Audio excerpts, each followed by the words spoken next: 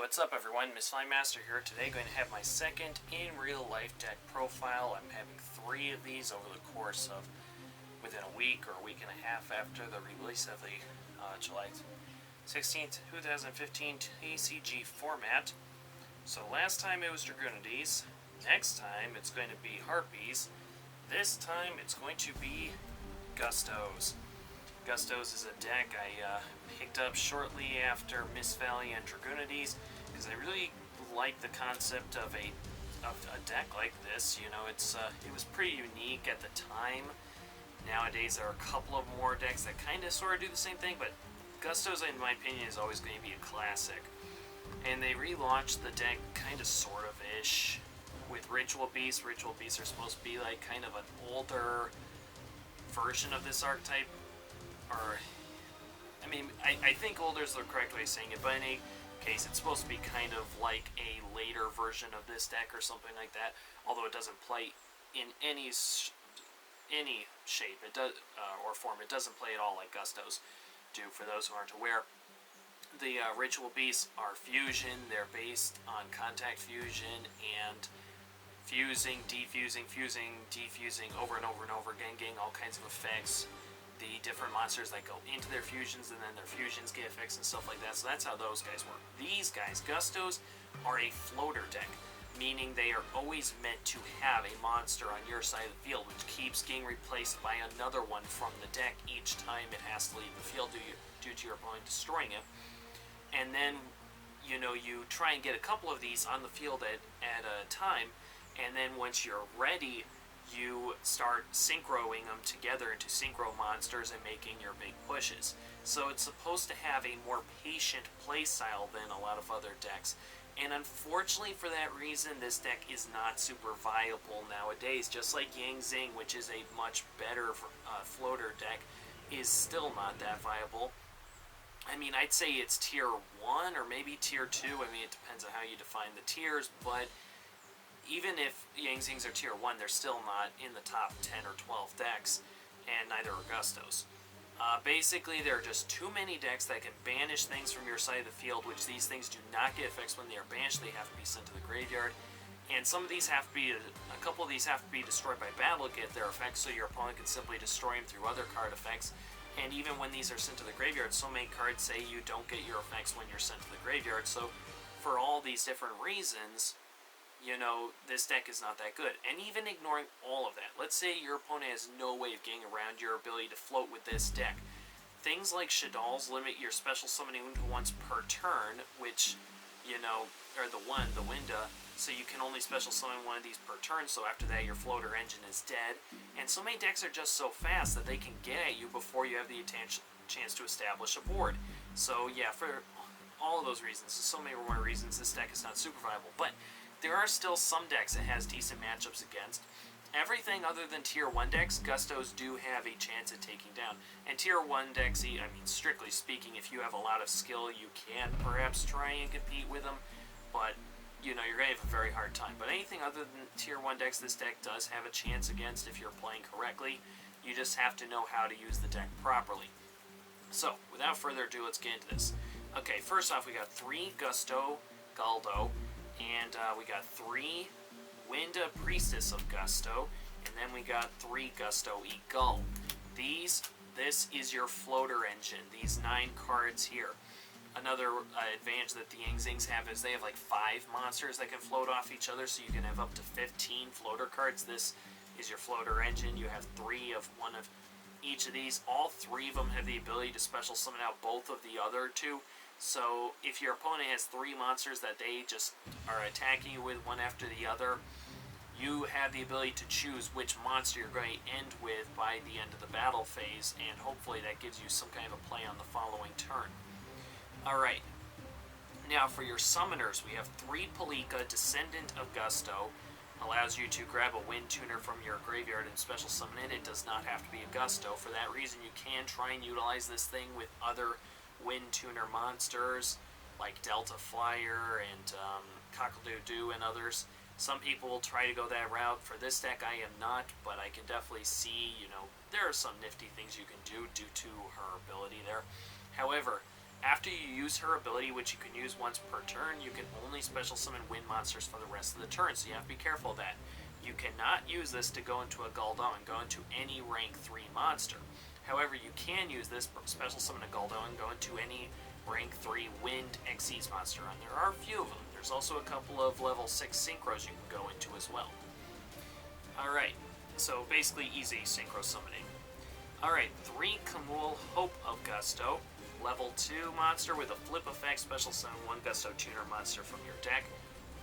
So this gives you access to your floaters. If you set it face down and your opponent attacks into it, you can flip it up, use her ability, special summon a Guldo or an Eagle.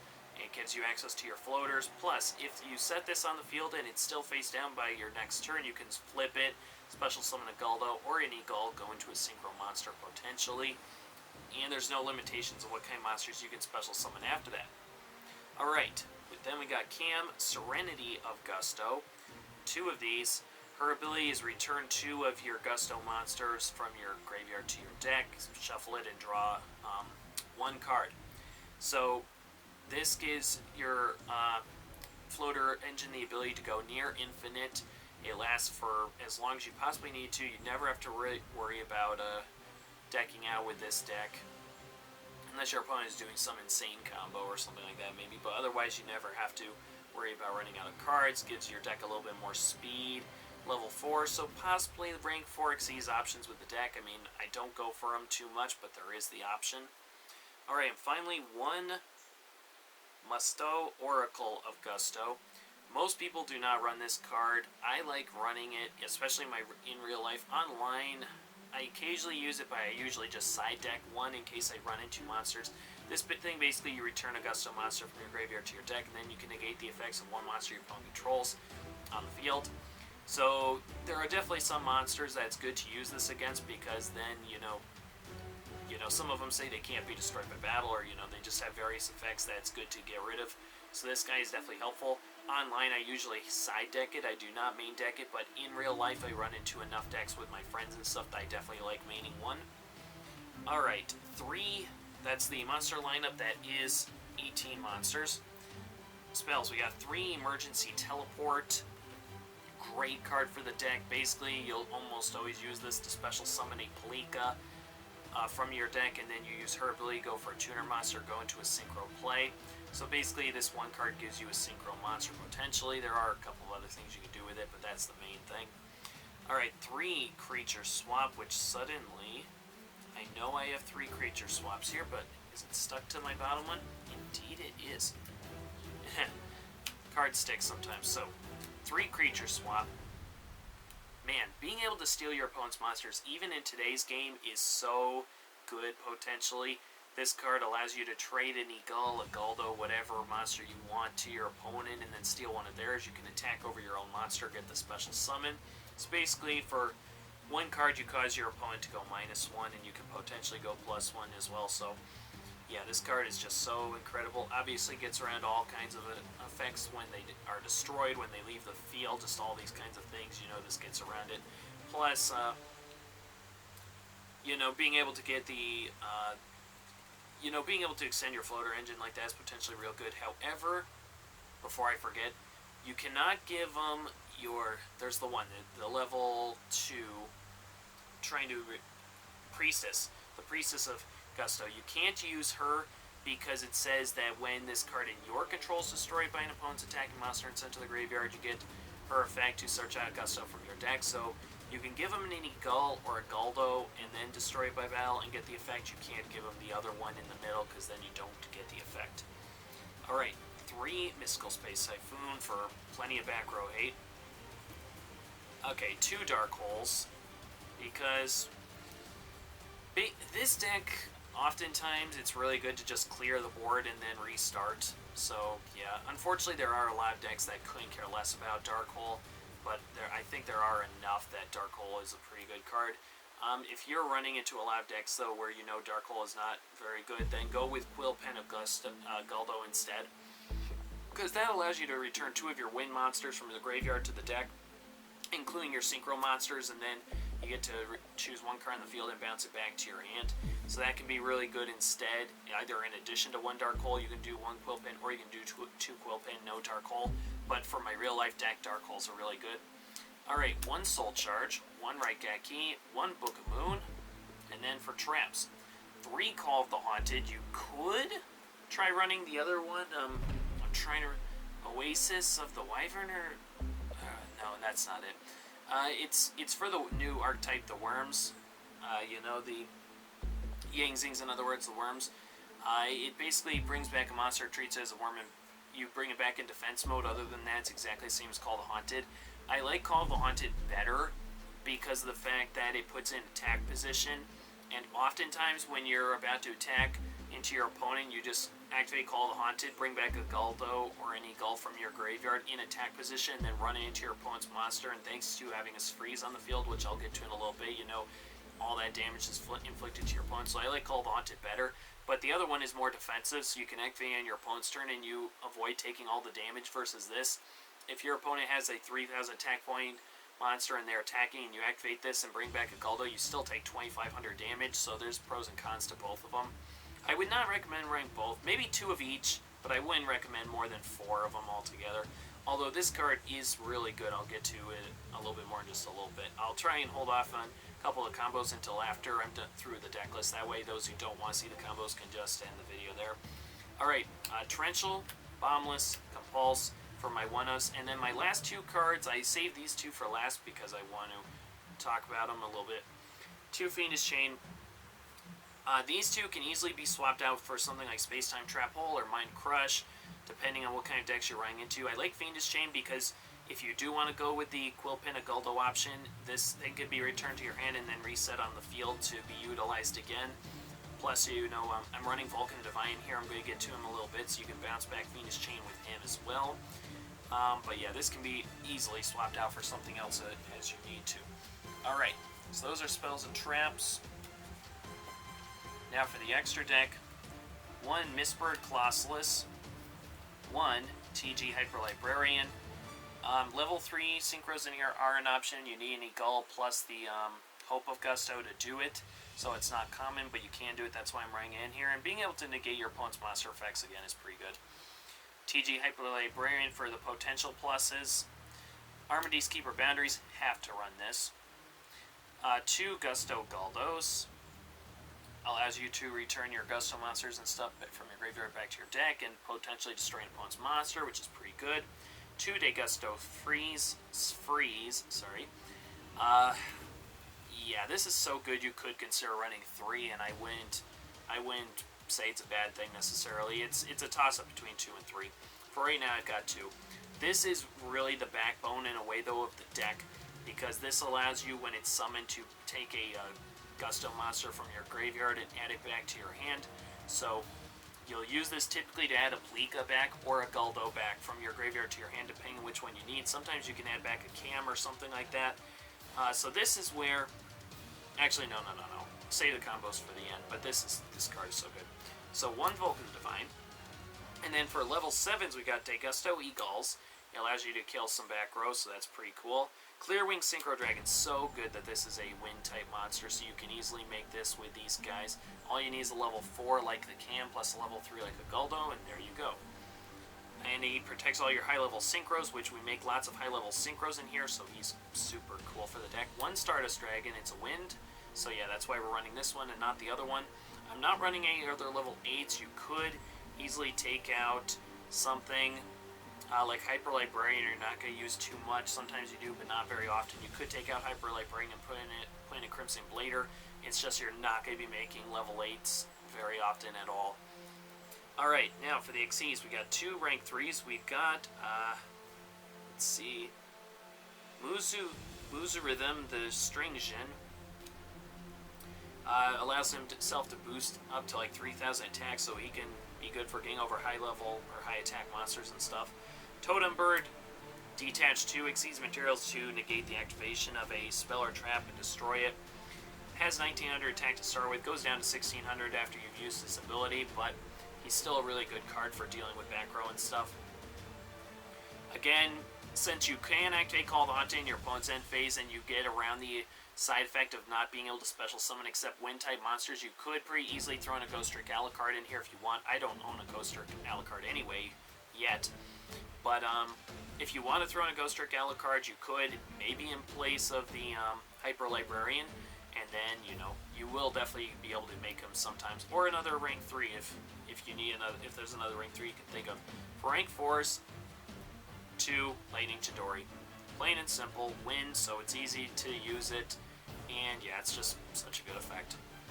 Alright, now, for those who want to stick around a little longer and talk about a couple of the combos, most of the combos are pretty straightforward, but there's one in particular I really want to highlight, so I'm going to go ahead and do so.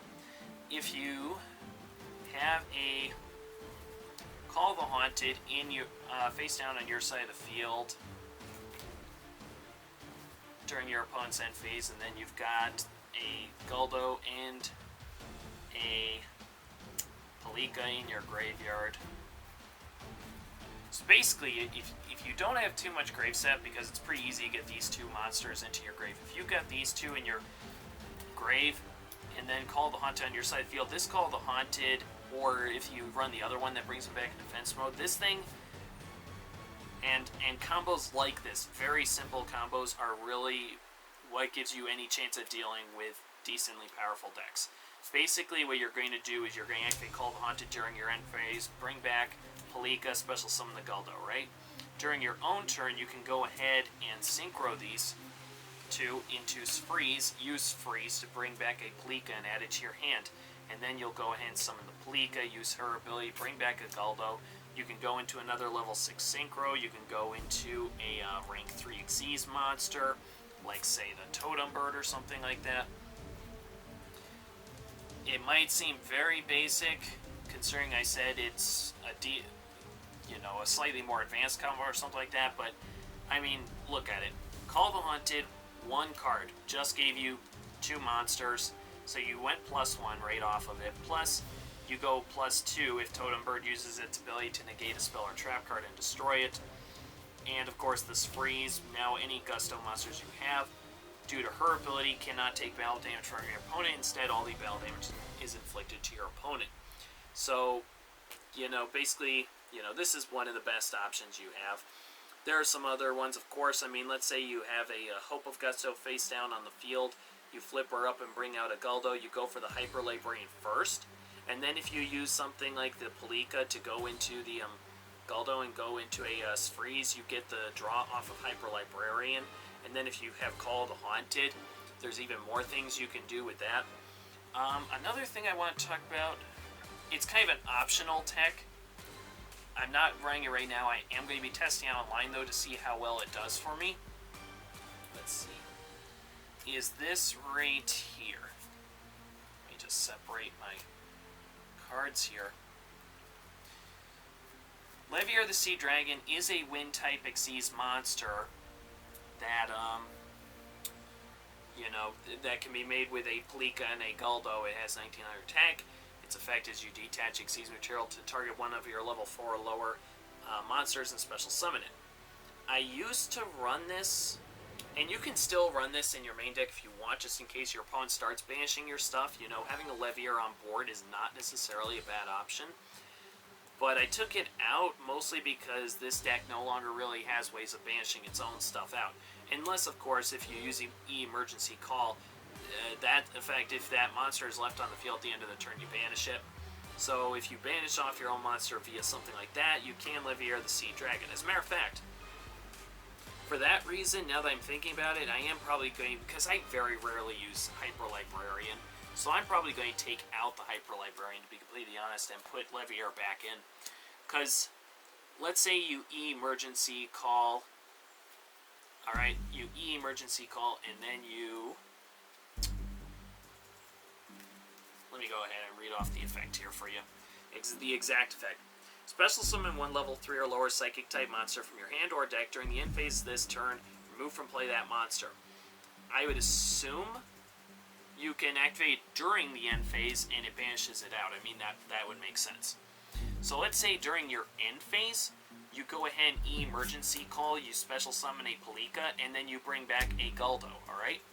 And then during the end phase, this gets banished.